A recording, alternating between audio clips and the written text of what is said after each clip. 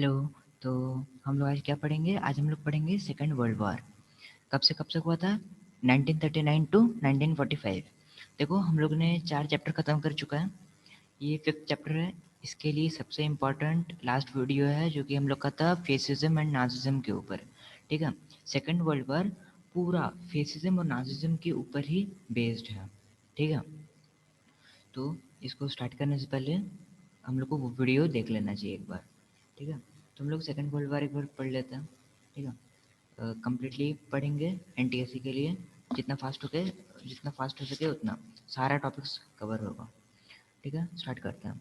Second world war was a global military conflict lasting from 1939 to 1945। Okay. The great powers of the world split up into two opposing military alliances, the Allies and the Axis।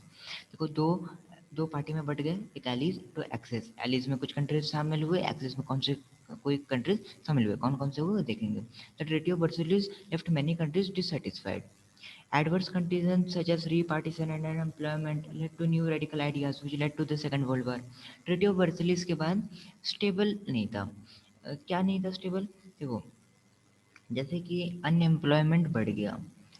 एक तो country तो हारा है, उसके ऊपर जो treaty of Versailles sign हुआ, जो जीता है उसके सपोर्ट में साइन हुआ, और जो हारा है उसके मतलब उसको हर चीज़ नहीं मिला। ठीक है, बाउंड्रीज सही नहीं मिला, पार्टीशन हो गया अपना ही कंट्री का। ठीक है। तो ये सब डिससेटिस्फैक्शन के आधार पर आया और ये सेकंड वर्ल्ड वॉर कॉज किया। Cause of second world war है ट्रीटी ऑफ वर्साइल्स। ठीक है, लेकिन इमीडिएट कॉज क्या है वो सभी पढ़ेंगे। ठीक है। ट्रीटी ऑफ वर्साइल्स एक फैक्टर है। Treaty of Versailles was vindictive in nature, मतलब प्रतिशोधी, बदले की भावना से नहीं, मतलब क्या, प्रतिशोधी। ठीक है। वही एक तरफ से बोल सकता है बदला लेने के लिए ट्रीटी ऑफ वर्साइल्स साइन करा गया। एक्चुअली नहीं, मतलब तब भी जो भी साइन हुआ था, जो भी एग्रीमेंट में लिखा हुआ था, वो सपोर्ट में किसका था? एलिस पावर के, जो जीत गए थे। और जो हार गए थे उन लोग को अच्छा नहीं लगा। And many countries were dissatisfied. वही है, according to the treaty, Germany was stamped as an aggressor and levied a huge war indemnity। पूरा से जर्मनी एक एग्रेसर कंट्री है, उससे पैसा लो, वार में जितना भी मनी लॉस हुआ है उसका ही पैसा लो जर्मनी से। She had been deprived of several territories which include Alsace and Lorraine. देखो, फर्स्ट वर्ल्ड वॉर में हम लोग पढ़े थे क्या, जर्मनी एल्से और लॉरेन को अपने हाथों में लिया था। कौन सा ईयर याद है? 1871। एक बार देख लेना फर्स्ट वर्ल्ड वॉर वाला वीडियो। 1871 में provinces of else and Lawrence France का जो बिलोंग करते थे उसको जर्मनी हरा के ले लिया। ठीक है। तो अ, उसी से जर्मनी को उससे डिप्राइव कर दिया गया, मतलब वो जो एल्से लॉरेन जो लिया था उससे छीन लिया गया। The rich Saar coal mine was given to France for 15 years. France को 15 साल के लिए जो सार कोल माइन था उसको फ्री लीज लाइसेंस। सार कोल माइन क्या कोल माइन है वो? एक्चुअली सार कोल माइन है। ठीक है, उसका नाम है सार कोल माइन। मैं पूछ रहा था सार कोल माइन, इसके ऊपर बहुत अच्छा आर्टिकल है, आप उसको पढ़ सकते हैं। मैं लिंक भी दे दूंगा उसका, सार कोल माइन का। ठीक है, ये देखिए, आप विकीपीडिया में डायरेक्टली पढ़ सकते हो उसको। हाँ, इसके एक फोटो दिखाया था, ये देखो, ये था सार कोल माइन। कहाँ का एरिया है? जर्मनी और फ्रांस के एरिया है, क्योंकि फर्स्ट वर्ल्ड वॉर के बाद फ्रांस को 15 साल के लिए दे दिया गया पूरा। ठीक है, फ्री लीज लाइसेंस। ठीक है, लीज एग्रीमेंट का होता है। Her army was reduced. All this humiliating term against Germany resulted in the Second World War। Germany के अगेंस्ट में था, जितना भी डिसीजन हुआ था सब कुछ जर्मनी के अगेंस्ट में था। ठीक है, ये देख लेना, Saar wind and coal mining basin 19 to century, first century, 21st century तक यूज होता था फॉर कोल एक्सट्रैक्शन। ठीक है, go back कर देते हैं। ठीक है, अब पढ़ते हैं हम लोग स्पिरिट ऑफ नेशनलिज्म। इस नेशनलिज्म क्या है? अपने देश के प्रति प्यार। The concept like Germany for Germans, Italy for Italians, which emphasise nationalism in a manner led to tension. मतलब नेशनलिज्म एक लिमिटेशन में ठीक है, लेकिन लिमिट के बाहर गया अच्छा नहीं है। देखो, मान लो मैं बोलूँगा मेरा नेशन अच्छा है, लेकिन अब मैं इतना बोलूँगा मेरा नेशन अच्छा है, दूसरे कंट्री को मतलब छीनने लगूंगा, उन लोग के साथ अच्छा व्यवहार नहीं करूँगा, उन लोगों पर अटैक करूँगा, तब तो वो नेशनलिज्म अच्छा नहीं रहेगा। वैसे तो Germany boosted the superiority of German race on the earth. वो बोला से जर्मन रेस सबसे अच्छा है, जर्मन ट्रेडिशन मतलब प्योर है, ऐसा बोला वो। और सब अच्छा नहीं है। Nationalism is ended to develop love for one country way and to rise above regionalism, but when it crosses all limits it assumes alarming proportion. अब और एक फैक्टर था लीग ऑफ नेशन का फेलियर हो जाना। देखो लीग ऑफ नेशन को किस लिए एस्टेब्लिश किया गया था? To maintain peace and security. लेकिन लीग ऑफ नेशन में ऐसा कुछ हुआ नहीं, अमेरिका खुद ही ज्वाइन नहीं किया। अमेरिका जो रूल्स बनाया था लीग ऑफ नेशंस का वीडियो देख लेना एक बार, ठीक है? वो खुद ही ज्वाइन नहीं किया उसको। वो अमेरिका उस टाइम का वर्ल्ड पावर था, ठीक है? League of nation was founded after the first world war, okay, to prevent war in future and to maintain international peace and security. The big powers which dominated the league of nation did not obey the terms and condition of the league. जो league of nation join करे थे उन लोग खुद भाग जा रहे थे। Japan league of nation join किया था, मंचूरिया एनेक्स करने के बाद वो खुद ही भाग गया लीग ऑफ नेशन से, ठीक है? सारे बिग पावर्स हटने लगे। Hence the league failed in its prime duty of preventing the race for armament and preserving peace. Race of armament मतलब विपन्स का रेस, एटम बॉम्ब का रेस जो अभी चल रहा है बहुत ज़्यादा, ठीक है? तो लीग ऑफ नेशंस इसलिए बनाया गया था से ज़्यादा एक कंट्री के पास विपन्स ना रहे, ठीक है, पीस रहे। लेकिन ये सब लीग ऑफ नेशन करने में फेल हो गया। राइज ऑफ जापान, जापान एक वर्ल्ड पावर जैसा इमर्ज होकर आया फर्स्ट वर्ल्ड वॉर के बाद, ठीक है? Industrial development and economic growth force Japan to follow the policy of imperialism. इतना जब इकोनॉमिक ग्रोथ बढ़ गया, इंडस्ट्रीज इतना बढ़ गया, तो क्या कहाँ रखने का कहाँ जगह होगा? कहाँ से मतलब कॉलोनीज चाहिए था ना, तो वहाँ पर कॉलोनीज की जगह इंपीरियलिज्म। अपन कॉलोनिज्म तो छोड़ो, इन लोग इंपीरियलिज्म करने लगे, मतलब अपना कंट्री को एक्सटेंड करना, अलग अलग कंट्री को हरा के उसको ले लेना। It signed Rome Berlin Tokyo axis with Italy and Germany and sowed the seeds for second world war. Second world war के लिए सीड ये बो दिया। कैसे? क्योंकि ना देखो जब तीन एक साथ आ गए तब तीनों का पावर भी अब सिंगल हो गया और पावर ज़्यादा बढ़ गया, तो अब अलग कंट्रीज के लिए घातक होगा, तो इसलिए ये कॉज बना। इम्पीरियलिज्म मतलब क्या है? Political system in which A rich country centrals other country controls other country, मतलब एक तरफ से कॉलोनीज बनाना बोल सकता है, ठीक है? वही इम्पीरियलिज्म करने लगा। राइज ऑफ जापान, जापान में ही पड़े। Rise of dictatorship, first world war के बाद क्या हुआ? World was witness the rise of new ideologies such as democracy, communism, fascism and Nazism. देखो चाहिए था ये बोल्ड डिक्टेटरशिप, एक वैसा राजा चाहिए था जो हर चीज कर सके अच्छा, ठीक है?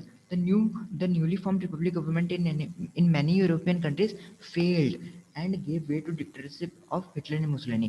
फर्स्ट वर्ल्ड वॉर के बाद रिपब्लिक गवर्नमेंट बना था, लेकिन देखो गवर्नमेंट होता है ना, देखो ट्रू फैक्ट है, गवर्नमेंट होगा तो करप्शन होगा ही थोड़ा सा। तो यही हुआ था यूरोपियन कंट्रीज के साथ। गवर्नमेंट मतलब क्या?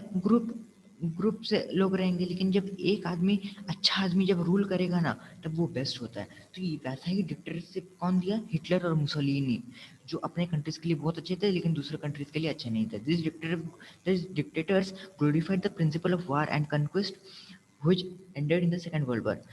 मतलब वॉर करने लगे, कन्क्वेस्ट करने लगे और अपना टेरिटरीज को एक्सपांड करने लगे, ठीक है? फिर प्रॉब्लम्स ऑफ माइनॉरिटीज, देखो फर्स्ट वर्ल्ड वॉर के बाद बना था क्या नेशंस बना था, लेकिन वो नेशंस किसी को सपोर्ट में लेके बनाया जाएगा। देखो मान लो एक क्रिश्चियन कंट्री है तो क्रिश्चियनिटी पे बेस्ड होगा वो कंट्री, ठीक है? मान लो ऐसे एग्जांपल दिया, तो वैसा भी तो रूल्स एंड रेगुलेशन फॉलो करना चाहिए। तो माइनॉरिटीज का भी कुछ रूल्स एंड रेगुलेशंस होगा जो फॉलो नहीं किया। हम लोग का टैक्स उतना होना चाहिए, वैसे मान लो एक एग्जांपल है, हम लोग का उतना ये होना चाहिए, इतना वहाँ वहाँ हम लोग ट्रेड कर सकते हैं। तो ग्रुप दो में बटा था, माइनॉरिटीज और एक जो सेंट्रल मतलब माइनॉरिटीज जो मेजर पावर्स थे, ठीक है?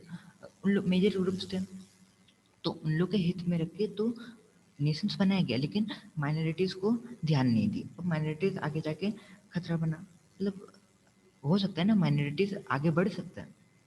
तो after the first world war a number of new nations were created but the principle of nationality was not followed. Several countries like Poland, Austria and Czechoslovakia were formed by neglecting the interest of the minority groups, ठीक है? Minority groups को ध्यान में रख के नहीं बनाया गया था। पॉलिसी ऑफ अपीसमेंट, अपीसमेंट क्या है? Foreign policy of pacifying an aggrieved country through negotiation in order to prevent war. Negotiation रख दिया गया जिससे वॉर प्रिवेंट हो सके। The statement of the major world power ignored and evaded the responsibility and followed to the policy of appeasement। देखो statesman का काम क्या है? एक कंट्री को खुश करना, एक कंट्री को सब कुछ देना, लेकिन उन लोग ये नहीं करने लगे और क्या करने लगे? अपीसमेंट करने लगे। कुछ नेगोशिएशन कर दिए, उन लोगों को वो नेगोशिएशन के हिसाब से मिल जाएगा कुछ भी कुछ, ठीक है। The great power increased steadily and it resulted in the second world war, ठीक है। अपीसमेंट किस लिए? Appeasement was said to have been beneficial. किस लिए बेनिफिशियल उन लोग को होता था? Because it provides the because it provides the allied, मतलब एलिड पावर जो थे with more time to prepare for war. देखो जैसे धीरे धीरे कंट्री ग्रो करेगा, सो धीरे धीरे वॉर के लिए सामान बढ़ेगा, ऐसे वॉर लेट में होगा। However, the idea that Munich Agreement had restored peace fooled the Allies into a stagnant state, since none of them were fully prepared for the war when it arrived। तो देखो German ने fooled कर दिया, किसको? किसको बेवकूफ बनाया? एलिड powers को। एलिड पावर को लगा से हम अपीसमेंट दे देंगे तो लोग धीरे धीरे ग्रो करेगा, ठीक है। लेकिन जर्मन में आ गए हिटलर, इटली में आ गया मुसोलिनी, ठीक है, खबरें पढ़ेंगे। नहीं वो तो पढ़ चुका है, किसमें पढ़ चुका है? राइज ऑफ डिक्टेटरशिप में, किसका? मुसोलिनी और हिटलर के बारे में, ठीक है। वो वीडियो एक बार देख लेना, बहुत इंपॉर्टेंट है। Formation of the axis coalition. Coalition क्या होता है? गवर्नमेंट फाउंड बाय टू और मोर political parties. Adolf Hitler the leader of the German national socialist party, Nazi party, preached a resist brand of Nazism. एक group बनाया था, क्या प्रचार किया था? नाजिज्म के बारे में। Having denounced the disarmament clauses of the Versailles Treaty, he created a new air force। बोला वर्सलिस ट्रीटी सही नहीं है, हम लोग के लिए सही नहीं है, और क्या क्या एक एयर फोर्स बनाया। तो एयर फोर्स का नाम क्या है? बहुत ही इंपॉर्टेंट है, लुफ्तवाफ। लुफ्तवाफ एंड रीइंट्रोड्यूस कंस्क्रिप्शन। कंस्क्रिप्शन क्या है? लीगली लीगल चीज है, जिसे आदमी लोगों को आर्मी में ज्वाइन करा अगर उन लोग चाहे नहीं भी तो। Hitler in collaboration with Italy and Japan sign the Rome Berlin Tokyo axis 1937। बहुत इंपॉर्टेंट है, 1937 में क्या हुआ था? Rome Berlin Tokyo axis sign हुआ था। कौन किया था? हिटलर साइन किया था।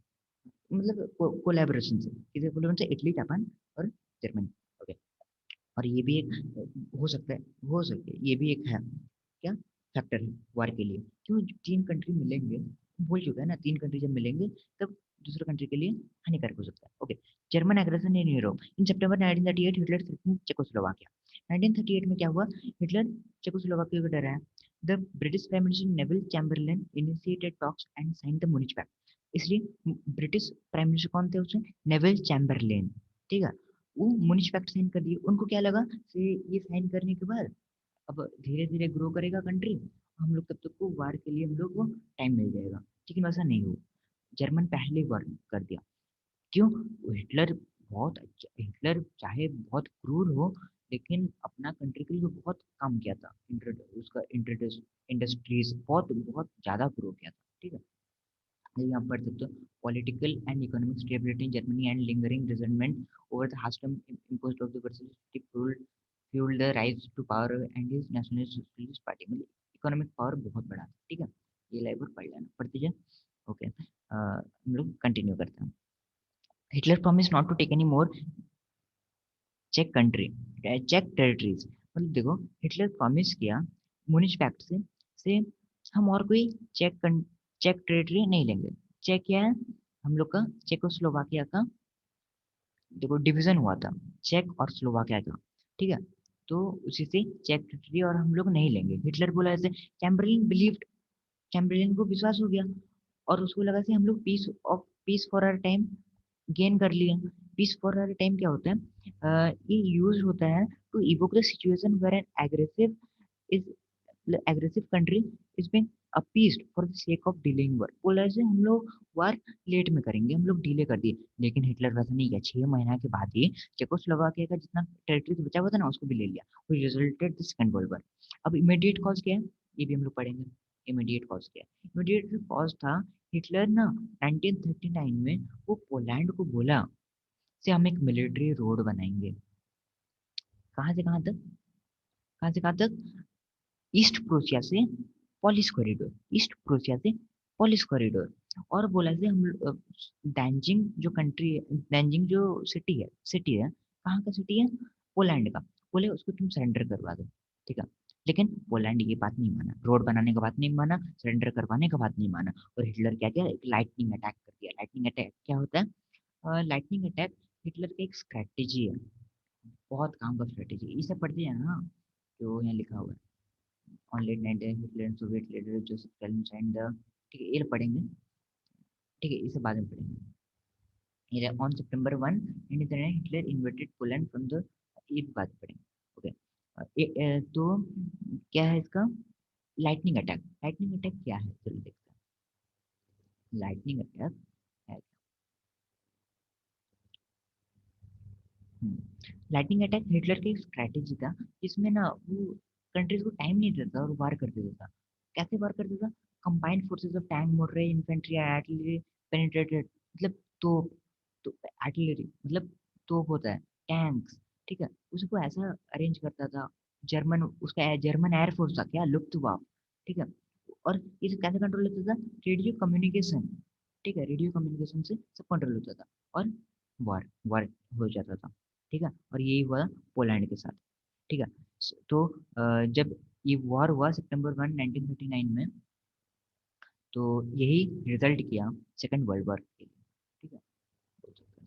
तो on September 1 1939 Hitler invaded Poland from the west, 2 days later France, हाँ ये भी पढ़ेंगे, ठीक है। हाँ, तो ओपनिंग इवेंट्स अब होता है, इमीडिएट कॉज के बाद इवेंट शुरू होना, वार शुरू होना। अब 1939 हो चुका है, वार शुरू होना हो चुका है, पोलैंड के साथ कांड हो चुका है। हिटलर ने क्या है, सितंबर 1939 को, सितंबर 1 1939 बहुत इंपॉर्टेंट डेट है, बहुत इंपॉर्टेंट डेट है। फिर 1939 में क्या होता है, ब्रिटेन और फ्रांस हिटलर पे, मतलब जर्मन पे अटैक कर देता है, इमीडिएट डिक्लेयर वॉर। कब कब डिक्लेयर किया, सितंबर 3 1939, लिख लेना, लिखा नहीं हुआ, सितंबर 3 1939 अगेंस्ट जर्मनी, ठीक है। सोवियत एग्रेशन हम पढ़ेंगे, ठीक है? सोवियत एग्रेशन, ये Soviet aggression, Soviet non aggression pact. हाँ, तो कब से कब तक होता है, 1939 टू 1941, 1939 टू 1941। हाँ, as Hitler forces conquered Poland, the Soviet Union was acting out guarantees of territory under secret part of non-aggression pact between the USSR and Germany. Hitler का बहुत अच्छा दोस्त था, कौन था, स्टालिन। स्टालिन, स्टालिन कहाँ का आदमी था, अ, रसिया का, यूएसएसआर का, ठीक है। तो उससे अच्छे बहुत दोस्ती हुआ था। यहाँ पर वो बोला भी था से हम और मतलब रसिया के साथ कुछ भी छेड़खानी नहीं करेंगे, बोलेगा उसे, ठीक है। हिटलर बोला से पोलैंड का कॉन्कर के बाद से एक नॉन एग्रेशन पैक्ट साइन कर लो, ठीक है। और बोला सोवियत यूनियन को से हम आपको गारंटी देते हैं से आपका इतना इतना टेरिटरी होगा, ठीक है। और ये स्टालिन को फ्री कर दिया, फ्रीडम दे दिया से चाहो तुम Baltic republics of Estonia, Latvia and Lithuania as well as eastern Poland को तुम ले लो, ठीक है, which would remain in Soviet possession after the war, ठीक है। जब वार खत्म हो जाएगा तो ये तुम्हारे पास रहेगा। At this moment, Mussolini declared war on the Allies to occupy a few hundred yards of French territory. अब मुसोलिनी इस सेम टाइम में क्या किया, फ्रांस पे हमला कर दिया और कुछ कुछ फ्रेंच टेरिटरी ले लिया। बैटल ऑफ ब्रिटेन पढ़ेंगे। बैटल ऑफ ब्रिटेन क्या था, ये बहुत एक बहुत अच्छा टॉपिक है, इसलिए इसको अच्छे से पढ़ लेना। क्या है बैटल ऑफ ब्रिटेन, कब हुआ था, कब हुआ था, 1940, 1940। Hitler turn his attention to Britain, देखो अम, अब वो ब्रिटेन पर अपना ध्यान लगाया, ठीक है। सब कुछ तो हो ही चुका था, वहां से इटली फ्रांस को ले चुका था, यहाँ पर जापान चाइना का मंचूरिया ले चुका था, मतलब जापान पर चाइना का ही हक था, ठीक है। तो अब ये ब्रिटेन क्या करता है, सॉरी जर्मन क्या करता है, ब्रिटेन पे आंख लड़ाता है। अब लुफ्टवाफ जो उसका एयरफोर्स था, उससे क्या करता है, ब्रिटेन में बॉम्ब गिरा देता है। उसका जो यू बोट सबमरीन था, उससे देखो तो, क्या बोलते हैं, his you boats submarines tour टोरपेडोड many British. टोरपेडोड क्या होता है, अटैक विद टोरपेडोज। टोरपेडोज क्या होता है, वो ये देखे हो, मिसाइल टाइप का होता है जो सबमरीन में लगा रहता है, ठीक है। उसके ऊपर देख लेना, मैं ही ऊपर दिखाया था, टोरपेडोज।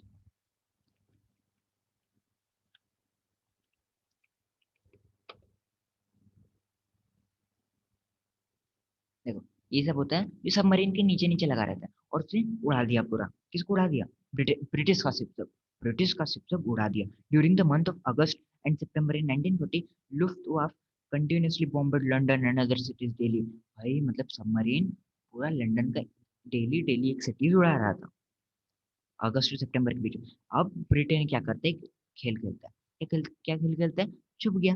ठीक है, वो अपने प्लान बना रहे हैं 2 अगस्त और सितंबर तक। प्लान बनाते जा रहे हैं, प्लान बनाते जा रहे हैं, ऐसा प्लान बनाया फिर जब निकला तब लुफ्टवाफ को खत्म कर दिया। ठीक है, और ये सब जो हो रहा था ना, इसको बोलते बैटल ऑफ ब्रिटेन। दो the British suffered heavy losses at first, eventually it managed under the prime minister of Winston Churchill. देखो आइडिया किसका था? विंस्टन विंस्टन चर्चिल, इसलिए बहुत ज्यादा इंपॉर्टेंट है।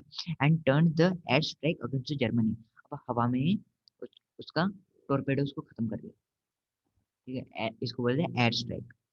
अब हम लोग पढ़ेंगे ऑपरेशन बारबरोसा। देखो अब तो ब्रिटेन से तो हार ही गया वो, ब्रिटेन से भाग गया।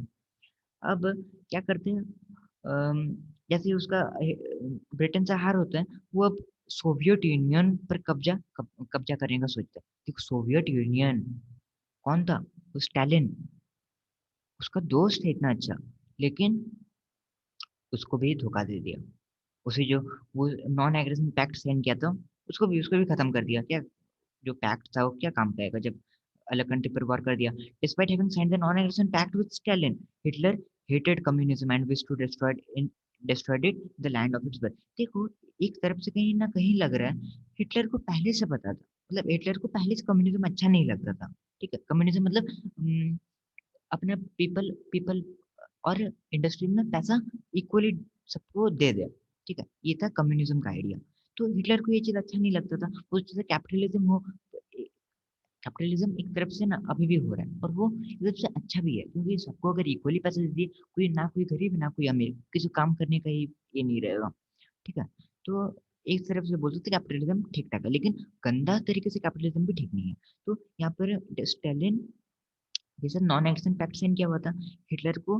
हिटलर जब पैक्ट साइन किया था तब भी उसको पता था स्टालिन के साथ दोस्ती नहीं करेंगे, तब भी वो कर लिया। क्यों किया? धोखा देने के लिए। बस ये बहुत बड़ा धोखेबाज था।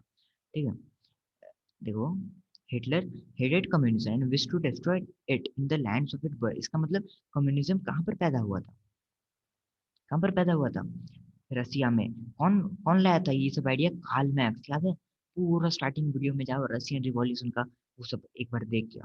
ठीक है, Hitler order large attack on the Yugoslavia and Greek. The Italian Germany's army quickly swept across Yugoslavia.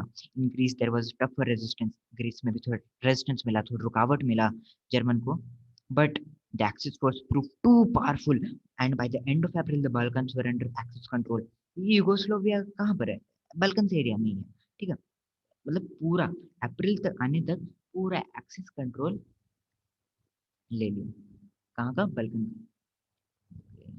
Balkan का पूरा ले लिया। एक बार पढ़ो। ऑन अप्रैल 1914 जर्मन सैनिक invaded Norway and occupied Denmark. ये भी एक पॉइंट है, नॉर्वे और डेनमार्क को भी ऑक्युपाई किया था। On May 10 German force swept through Belgium and the Netherland. और इसको बोला गया ब्लिट्जक्रिग। ये हम लोग पहले ही पढ़े हैं। किसमें पढ़े थे हम लोग इसको? हम लोग किसमें पढ़े थे? पॉलिश कॉरिडोर वाला में, मतलब पोलैंड वाला अटैक में। ठीक है, ये इसका हिटलर का एक आइडिया था, बहुत अच्छा आइडिया था। ये एक बार पढ़ लेना प्लेट स्पिरिट के बारे में, ये तो एक बार देखिए। ठीक है, हम लोग पढ़ते हैं Soviet attack. Okay, Soviet attack क्या था? On June 22 1941 Hitler invaded Russia. मतलब इन्वेड किया, मतलब रशिया को पूरा ले नहीं लिया, अटैक किया रशिया पे। और क्या हुआ? क्या हुआ देखते हैं। At this critical moment, the Russian winter, which began early that year, stalled the German to a halt at the gates of Moscow। देखो स्टोरी सुनाता हूँ। स्टोरी नहीं है, क्या हुआ था उस टाइम। जर्मन गया रसिया, रसिया पे अटैक करने। अब क्या हुआ, धीरे धीरे कर रहा था, बहुत अच्छे तरीके से लड़ भी रहा था जर्मन। लेकिन क्या हुआ, वहां पर विंटर जो है ना जल्दी आ गया इस बार, और उन लोग को मॉस्को के गेट में ही, मतलब मॉस्को के आगे नहीं बढ़ने दिया। और यहाँ पर स्टालिन प्लान कर दिया से चलो खाली करो सिटी को। जितना भी चीज था उसको जला दिया, ठीक है। तो जला दिया। अब जब आएगा जर्मन तो क्या दिखेगा, सब कुछ खाली है और उसको लौटना पड़ेगा। ये हुआ, क्या हुआ देखो, Russian winter, which began early that year, stalled the German army to halt at the gates of Moscow. वहां पर रुकने पर मजबूर कर दिया। Stalin had planned to evacuate and had already moved important government functionaries but decided to stay and rally the city. ठीक है, government function जिसको हटाने लग गया वहां से, इवाकुएट सिटी को पूरा खाली कर दिया। Russians followed the scorched earth policy. Russians क्या फॉलो किया, scorch earth policy. Scorch earth policy क्या है, यहाँ देखो मैं लिख दिया हूँ, तब भी एक बार समझ लो। ई लेवल पढ़ो, scorch earth policy military strategy that aims to destroy any such thing that might prove to be useful for the enemy. मतलब जब जर्मन लोग अंदर घुसेंगे तब उन लोगों को बहुत सारा इंडस्ट्रीज मिलेगा, बहुत सारा सामान मिलेगा, बहुत सारे क्रॉप्स, रोड, रेलवे, ठीक है, घर भी मिलेगा, ठीक है, क्या पता उन लोगों से फायदा हो जाए। तो रशियंस गवर्नमेंट क्या किया, स्कॉर्च्ड अर्थ पॉलिसी फॉलो किया, जिससे पूरी डिस्ट्रॉय कर दिया। और they abandoned the village and set fire to crops, road, railway, factories and even houses so that German could not gain anything. कुछ गेन करता ना तब भी उसको फायदा होता। After long the siege of 5 months the Germans were able to capture the empty city of Moscow. 5 महीना के बाद मॉस्को मिला उसको, वो भी पूरा खाली। क्या फायदा। After suffering a crushing defeat in Russia, they retreated in January 1944। 1944 में फिर से वापस लौट गए। कौन सा जनवरी 1944 में फिर से वापस लौट गए। एक बार पढ़ लेते हैं। While a military is withdrawing from a location advancing through it, the practice can be carried enemies on 22 June 1941, Hitler invaded Russia. At this moment, the Russian winter began early. देख रहे हैं ना, जून 1941 में हिटलर इन्वर्ट किया, ये पढ़े हम लोग, ठीक है, और कुछ जला के राख कर दिया और लोग खाली मिला। अब हम लोग पढ़ेंगे अटलांटिक चार्टर। अटलांटिक चार्टर में क्या हुआ था, कुछ नहीं हुआ था। अटलांटिक चार्टर चार्टर एक साइनिंग है, ठीक है, एक एग्रीमेंट था। कौन कौन किया था, विंस्टन चर्चिल कहाँ का था, ब्रिटिश प्राइम मिनिस्टर, और एफडी रूजवेल्ट, ठीक है, फ्रैंकलिन रूजवेल्ट कहाँ का था, यूएस प्रेसिडेंट था, ठीक है। तो ये दोनों पीएल हार्बर पे क्या किए ना, battle ship Augusta, battle ship था ऑगस्टा, वहां पर अटलांटिक चार्टर साइन किए और एग्री किए कि हम लोग जर्मनी पर अटैक कर देंगे। ठीक है, कौन कौन, British prime minister Winston Churchill और एफडी रूजवेल्ट। कब किए, अगस्त में। कौन सा ईयर में, 1941 में। कहाँ पर, पीएल हार्बर पे। ठीक है, कौन सा बैटल शिप में, ऑगस्टा पे। सब कुछ इंपॉर्टेंट है, हर चीज देखना। कॉमन जर्मनी पे, कॉमन एनिमी था उन लोग का, ठीक है। सब उस टाइम जो भी एलिट पावर था सबका ओपोनेंट जर्मनी था, वो हो गई। अमेरिकन एंट्रीज हुआ। अब देखो इतना देर तक फ्रांस लड़ रहे हैं, ब्रिटेन लड़ रहे हैं, अमेरिका कहाँ है, जो इम्पोर्टेंट पावर है वही तो नहीं है अभी तक, ठीक है। अब क्या करता है, अमेरिका आता है। और लेकिन रसिया भी लास्ट लास्ट में ही आया था, ये जो वॉर होने के बाद। पहले तो जर्मनी के साथ इतना अच्छा टैक्ट साइन करके बैठा हुआ था, लेकिन जब ये सोवियत अटैक हुआ उसके बाद से वो भी आ गया, ठीक है, इन लोग से मिल गया। मीनवाइल जब अमेरिकन एंटर के बाद ये पढ़ेंगे, ठीक है। Meanwhile Japanese had attacked American fleet station at Pearl Harbor on December 7, 1941। December 7, 1941 याद कर लेना, डेट अच्छी याद कर लेना। पेर्ल हार्बर पे अटैक किया था, कौन अटैक किया था, जापानीज अटैक किए थे, ठीक है। पेर्ल हार्बर कहाँ का है, अमेरिका का है। पेर्ल हार्बर कहाँ का है, अमेरिका का है, okay. The disasters attack force the American to enter into war. देखो क्या हुआ था, एक थोड़ा अच्छा चीज बताता हूँ। जापान को अटैक कर रहा था पियल हार्बर पे, वो नीचे से, सुरंग के नीचे से, मतलब जैसे कि सर रेडार रेडार से पता ना चले, तो ऐसे छुप छुप के गया, अटैक किया। लेकिन पियल हार्बर पे क्यों अटैक करने गया था, एयरक्राफ्ट का कैरियर्स को तबाह करने के लिए। लेकिन अमेरिका वाले भी चालू थे, उन लोग हटा चुके थे पहले से वहां से, ठीक है। और लेकिन जब पहुंचे ना वहाँ, जापानी सोल्जर जब पहुंचे, तब बहुत लोग को बहुत लोग का जान गया वहाँ अमेरिका का, और अमेरिका को गुस्सा आया, और उसके अगले दिन ही यूएसए वार कर दिया, किसको, जापान के ऊपर, ठीक है। और इसी तरह यूएसए भी एक तरह से वार में घुस गया।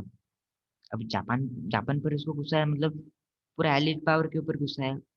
अब देखो जापान अगर कॉमन एनिमी होगा तो जर्मनी भी एक साथ बन जाएगा, ऐसे भी था ही पहले से। Mussolini aggression in Africa. अब मुसोलिनी क्या किया था, अफ्रीकन कंट्रीज को ये किया था, याद है ना। मुसोलिनी हैड सीज्ड इथियोपिया, कब किया था, 1936 में। और and launched attack on Kenya, Sudan, British Somaliland. The British, एक बार कंट्री से भी याद कर लेना रिवाइंड करके। The British counter attack and capture Eritrea in February, Somalia in March, and Ethiopia. Ethiopia का कौन सा, उसका कैपिटल क्या था, एडिस एडाबा। एडिस एडावा, एक बार रिवाइंड करके सारे कंट्री का नाम सुन लेना। एंड ऑफ द वार, वार कैसे खत्म हुआ? देखो अब अमेरिका आ चुका है, वार में सब कोई घुस चुका है, रसिया घुस चुका है, अमेरिका घुस चुका है, फ्रांस घुस चुका है, ब्रिटेन घुस चुका है। कौन थे ये? एलिड थे, एलिड पावर थे। और एक्सेस पावर में कौन कौन थे? जर्मन था, इटली था, और Rome Berlin Tokyo axis Japan था। ठीक है, ऐसे क्या करना है, रोम बर्लिन टोक्यो एक्सेस। बहुत इंपॉर्टेंट क्वेश्चन भी है। एंड ऑफ द वार कैसे हुआ? Allied troops planned an invasion of France from England. ठीक है, इंग्लैंड के साथ हाँ, invasion of France, allied troops. क्या हुआ? फ्रांस किसकी गिरफ्त में था? एक्सिस पावर के, मतलब ये इटली जो था वो ले चुका था। ठीक है, तो उन लोग सोचे फ्रांस को अब इन्वेड करेंगे और आयात करेंगे उन लोगों को। तो इंग्लैंड से होके गया, तो इंग्लैंड से होके गया तो वहां पर कौन सा जगह पड़ा? Normandy. A big American and British force landed in Normandy, Normandy पे उतरा। वहां पर फ्रेंच फोर्सेस छुप छुप के आए। ठीक है, जैसे किसी को पता नहीं चले, फ्रांस उस टाइम इटली ले चुका था फ्रांस को। Germany was attacked on both the sides. From the east the Russian forces chase German troops. East से कौन आ रहा था? रसिया आ रहा था। वो साइड से कौन आ रहा था? तीन। कौन कौन तीन आ रहे थे? फ्रांस, ब्रिटेन और हम लोग के फ्रांस, ब्रिटेन और अमेरिका। ठीक है, ये तीन आ रहे थे और यहाँ से रसिया आ रहा था। ठीक है, देखो एक चीज समझना, याद करना, ईस्ट से कौन आ रहा था? रसिया। ईस्ट से रसिया, ईस्ट से रसिया, और अलग वेस्ट से कौन आ रहा था? अमेरिका, ब्रिटेन और फ्रांस। अच्छा, याद कर लेना, ये बाद में काम आएगा। When Hitler came to know about the advance of the armies from the two sides reaching Berlin, he committed suicide. समझ में आ गया? सुसाइड कर लिया जब उनको इसको ये पता चला। Italian army was defeated, Italian army हार गया। और allied occupied Italy and Mussolini was dead. ये कहाँ पर जा रहे थे मिलके? नॉर्मैंडी पर उतरे, कहाँ पर गए? फ्रांस को आजादी दिलाने, आजादी दिलाने। और इटालियन आर्मी हार गई वहां पर, और मुसोलिनी को मार दिया गया। एलिड आर्मी एंटर्ड जर्मनी। अब एलिड आर्मी कहाँ गए? इटली के बाद जर्मनी, जर्मनी गए, और जर्मनी May 7, 1945 को सरेंडर कर दिया। After the fall of Germany, America dropped atom bombs. हाँ, क्यों एटम बॉम्ब ड्रॉप किया? क्योंकि सब देखो, May 7 तक जर्मनी तक सरेंडर कर दिया था, लेकिन जापान सरेंडर करने को राजी नहीं। अगस्त 6 अगस्त हो गया, अभी तक ये सरेंडर नहीं किया। अब गुस्सा में आके अमेरिका क्या किया? अगस्त 6 को हिरोशिमा पर एटम बम फोड़ दिया, और नागासाकी में अगस्त 9 को 1945। और ये बहुत ग्रेट डिस्ट्रक्शन किया। As the result Japan surrender unconditionally, unconditionally, मतलब अब इसको सरेंडर करना ही पड़ा। Thus second world war came to an end. World war जो था वो खत्म हो गया। अब थोड़ा मैप देखने का टाइम है।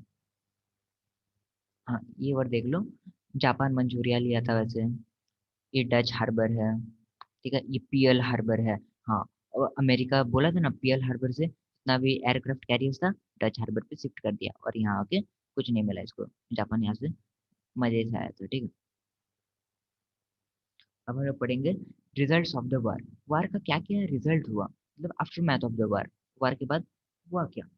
देखो, destruction to life and property was on much larger scale than the first world war. जो इतना हाई लॉस हुआ था प्रॉपर्टी और लाइफ के ऊपर, ठीक है, ये कितना ज्यादा था, जो फर्स्ट वर्ल्ड वॉर से भी ज्यादा था। इस बार सेकंड वर्ल्ड वॉर में over 50 million were lost their lives. It sounded the death bell to dictatorship in Germany and Italy, मतलब डिक्टेटरशिप का तो खत्म ही हो गया। Germany was occupied by the allied forces and later it was divided to two parts. Germany दो part में भाग गया, क्या, बट गया। एक west Germany was controlled by Britain, France, America, and the East Germany by Russia. And at the end of the war, Japan was occupied by American forces under General MC Arthur. West Germany कौन लिया? Britain, France and America. East Germany by Russia. East Germany क्यों Russia? क्योंकि याद है रसिया east से आ रहा था, और वेस्ट से कौन आ रहा था? Britain, France and America. Okay. At the end of the war, Japan was occupied by American forces under General MC Arthur. Japan को कौन ले लिया? General MC Arthur. The war weekend Britain and France. Britain और France कमजोर हो गया क्योंकि वो पहले से था, उसका इकोनॉमी बहुत लॉस हो रहा था। America and Russia emerge as super power, वो लेट में है, अमेरिका और रसिया लेट में है, तो उन लोग का भी ज़्यादा इकोनॉमी लॉस नहीं हुआ होगा कि वो सुपर पावर इमर्ज हो गया है। The war did not end totalitarianism in Russia, Russia में एक पॉलिटिकल पार्टी नहीं था जो सारे पीपल को रूल करे, तो इसकी वजह से रसिया और अमेरिका में कोल्ड वॉर स्टार्ट हो गया। The war quickened the phase of national movements in Asia and Africa, India, Burma, Egypt, Ceylon and Malaya fought for their freedom and won their freedom from Britain, Philippines from America, Indochina from France, and Indonesia from the Dutch. They got their independence. और क्या हुआ, the European countries gave up the policy of colonialism and imperialism. जब French revolution के time था, उस time इतना colonialism हो रहा था, इम्पीरियलिज्म हो रहा था। कोलोनियलिज्म मतलब अफ्रीका में कॉलोनीज बनाया जा रहा था अपना ट्रेड करने के लिए। ये the United Nation Organisation was set up to maintain international peace and harmony. ठीक है, वर्ल्ड वॉर वन के बाद क्या सेटअप किया गया था, लीग ऑफ नेशन। और सेकंड वर्ल्ड वॉर के बाद क्या सेटअप किया गया, यूनाइटेड नेशन ऑर्गेनाइजेशन। तो organisation work hard to maintain international cooperation and for the promotion of human welfare, इंसानों का वेलफेयर अच्छाई कैसे हो, इसको प्रमोट किया। इंटरनेशनल कोऑपरेशन, अलग अलग कंट्रीज के बीच में कोऑपरेशन वो, उसके लिए वर्क किया। कौन वर्क किया, यूनाइटेड नेशन ऑर्गेनाइजेशन। ठीक है, पर ये देख लेते हैं कि 1931 में जापान मंचूरिया को कैप्चर किया, 1935 में इटली इथोपिया को किया, 1938 में जर्मनी चेकोस्लोवाकिया को किया। ठीक है, ओके, तो हम लोग का ये चैप्टर खत्म हो चुका है। नेक्स्ट चैप्टर आएगा किसके ऊपर,